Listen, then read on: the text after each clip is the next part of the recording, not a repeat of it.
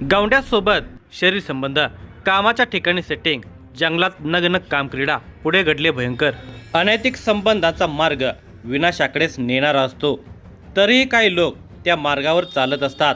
संसार, पती, मुले असले तरी काही वेळा एखाद्या महिलेचा पाय घसरतो आणि ती रसातळाला जाते.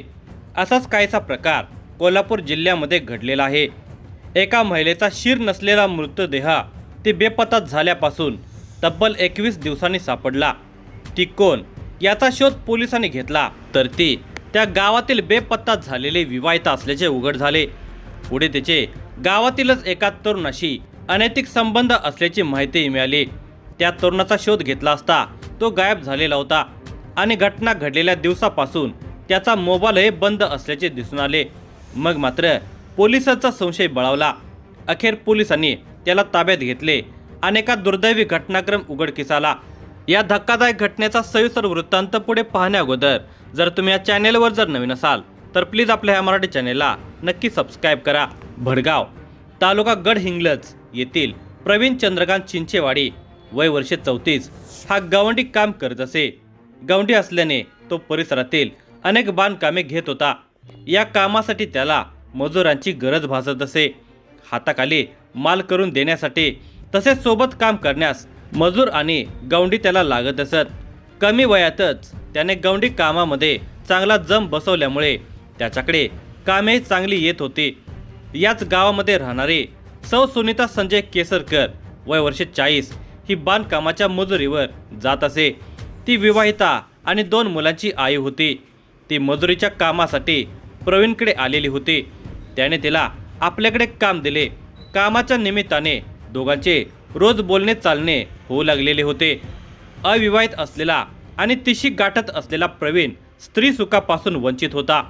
त्याची भुकेली नजर महिलांच्या शरीरावर फिरत होती. सुनीतावरही त्याची नजर पडली. तो तिच्याशी जास्तच लगट करू लागला.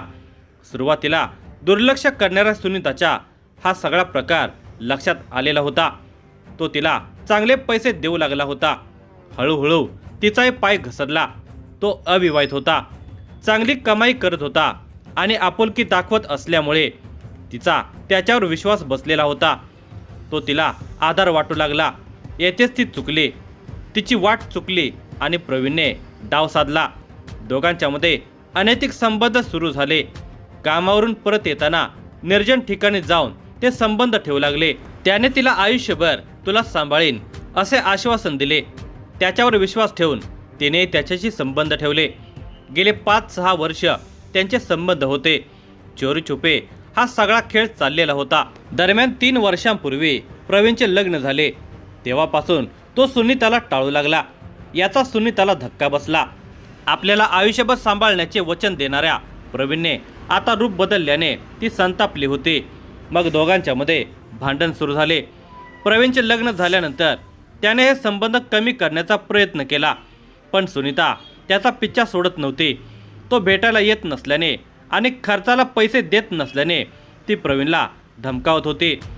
तू भेटायला आला नाहीस तर आपल्या दोघांच्यातील अनैतिक संबंधाची माहिती घरी सांगून बदनामी करेन, ती ब्लॅकमेल करू लागली.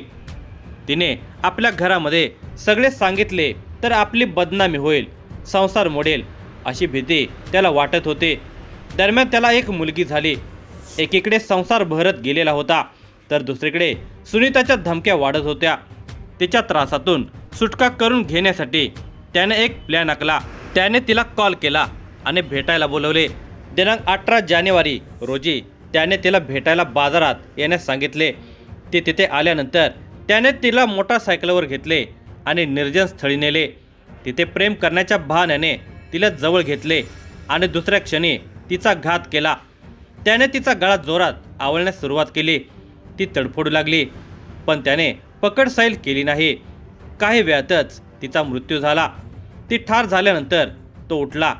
त्याने तिचा मोबाईल बंद करून हिरण्यकेशी नदीजवळ झुडपात टाकून दिला. तसेच तिच्या अंगावरचे दागिने काढून घेतले आणि ते गावातील एका सराफाला 70,000ला विकून तो पसार झाला. चंदगड, गोवा, हुबळी, तुमकूर, बंगळुरू करून गावातील वातावरण कसे आहे याची माहिती तो घेत होता. इकडे दिनांक 18 जानेवारी 2026 रोजी सुनीता संजय केसरकर आठवडी बाजाराला जातो म्हणून घरातून बाहेर पडली होती, पण ती परतलीच नाही. तिच्या मोठ्या मुलाने सगळीकडे चौकशी केली, तिचा शोध घेतला, पण आपली आई परतली नसल्याने दुसऱ्या दिवशी म्हणजे दिनांक 19 जानेवारी 2026 रोजी गडहिंग्लज पोलीस ठाण्यामध्ये आई बेपत्ता असल्याची वर्दी दिली. गडहिंग्लज पोलिसांनी सुनीताचा मोबाईल नंबर घेऊन त्यावर संपर्क साधण्याचा प्रयत्न केला, पण संपर्क होत नव्हता. पोलिसांनी बऱ्यापैकी चौकशी केली तेव्हा त्यांना समजले की गडहिंग्लजच्या आठवडी बाजारासाठी सुनीता केसरकर हिने बँकेतून 2,500 रुपये काढले होते. तसेच तिने बाजार देखील केलेला होता, पण त्यानंतर ती कुठे गेली हे मात्र समजू शकले नाही. पोलिसांनी त्यांच्या परीने सुनीता केसरकरचा शोध घेतला. बुधवार दिनांक 11 फेब्रुवारी 2026 रोजी महागाव मोसेवाडीच्या दरम्यान घंटीचा झरा नावाच्या ओढ्याच्या पात्रामध्ये शिर नसलेला आणि उजव्या पायाची हाडे दिसत असलेला अज्ञात महिलेचा मृतदेह आढळून आला. महागावच्या पोलीस पाटलांनी त्या संदर्भामध्ये गडहिंग्लज पोलिसांना ही वर्दी दिली. गडहिंग्लज पोलीस ठाण्यामध्ये मृताची नोंद झाली. पोलीस उपनिरीक्षक हनुमंत नाईक, महिला कॉन्स्टेबल अंजली पाटील व फॉरेन्सिक लॅबच्या पथकाने घटनास्थळी धाव घेतली. मिसिंगची तक्रार दिल्यामुळे केसरकर कुटुंबियांना देखील मृतदेह बघण्यास सांगितले. केसरकर कुटुंबाने मृतदेह पाहताच त्यांना धक्काच बसला. मृतकाचे चप्पल, साडी आणि हातावरील बांगड्यावरून सुनीता केसरकरची ओळख पटली. नातेवाईकांनी तिच्या हातातील काळ्या दोऱ्यांवरून मृतदेह सुनीता यांचाच असल्याचे सांगितले. फॉरेन्सिक लॅबच्या पथकाने घटनास्थळीच मृतदेहाची उत्तरे तपासणी करून मृतदेह नातेवाईकांच्या ताब्यात दिला. सुनीता केसरकरचा मृतदेह तब्बल 25 दिवसांनी सडलेल्या अवस्थेमध्ये मिळाला होता. त्यावर शिर नव्हते, डोक्याची गवटी आणि हनुवटी बाजूला पडली होती. डोक्याचे केस काटेरी झुडपामध्ये अडकले होते. याचाच अर्थ जंगली श्वापदांनी मृतदेहाचे लचके तोडले असावेत असा संशय विच्छेदन केलेल्या वैद्यकीय अधिकाऱ्यांनी व्यक्त केला. हे असले तरी ते एकटीच अशा निर्जन स्थळी कशी काय गेली? शिवाय नातेवाईकाच्या म्हणण्यानुसार मंगळसूत्र, कानातील सोन्याचे झुबे, तिचा मोबाईल या साऱ्या वस्तू घटनास्थळावरून गायब असल्याने हा घातपाताचा संशय व्यक्त करून जिल्हा पोलीस प्रमुख योगेश कुमार गुप्ता यांनी LCBचे पोलीस उपनिरीक्षक सुशांत चव्हाण यांना तातडीने जाऊन तपास करण्याचा आदेश दिला. उपनिरीक्षक सुशांत चव्हाण, गडहिंग्लजचे सहाय्यक पोलीस निरीक्षक सागर पाटील व त्यांच्या पथकाने तपास चालू ठेवला. सुनीता यांच्या मोबाईलवर संपर्क झालेल्या 8 जणांसह त्यांच्या जवळच्या काही मैत्रिणींचीही पोलिसांनी कसून चौकशी केली असता सुनीता आणि गावातील गवंडीत काम करणारा प्रवीण चंद्रकांत चिंचेवाडी, वय वर्षे 34, राहणार भडगाव, तालुका गडहिंग्लज, जिल्हा कोल्हापूर यांच्यातील अनैतिक संबंध उघडकीस आले.